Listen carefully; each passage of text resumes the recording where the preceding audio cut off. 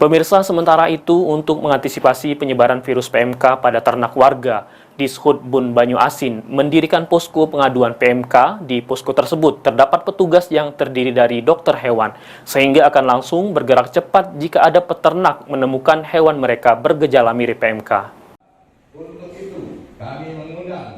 Untuk mengantisipasi penyebaran virus PMK pada hewan ternak warga, Dishub Bun Banyu Asin mendirikan posko aduan yang mana di dalamnya ada dokter hewan.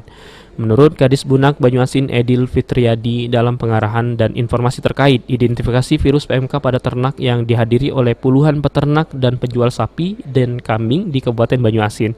Meski masih sangat terbatas hanya memiliki 2 orang dokter hewan, namun Disbunak berupaya maksimal diantaranya langsung melakukan identifikasi pada aduan peternak di Betung dan Sembawa. Alhamdulillah untuk Kabupaten Banyu Asin melalui Dinas Perkebunan dan Peternakan Kabupaten Banyu Asin sudah membuat posko di Dinas Perkebunan dan Peternakan Kabupaten Banyu Asin dengan kontak person dokter hewan peri dan dokter hewan sabta.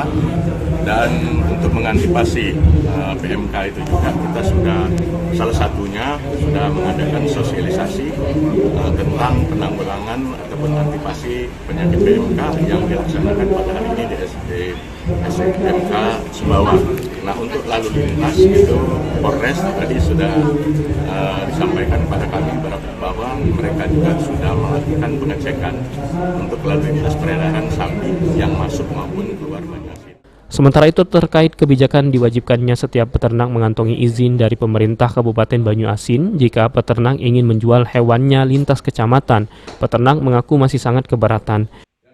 Agak memberatkan sebetulnya kalau masalah surat menyurat itu kami susah mengurus, Pak.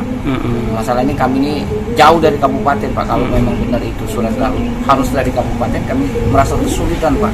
Kecuali kabupaten membuat seperti pos atau seperti PTD di desa di kecamatan Rambutan, mungkin kami dibantu di situ, Pak.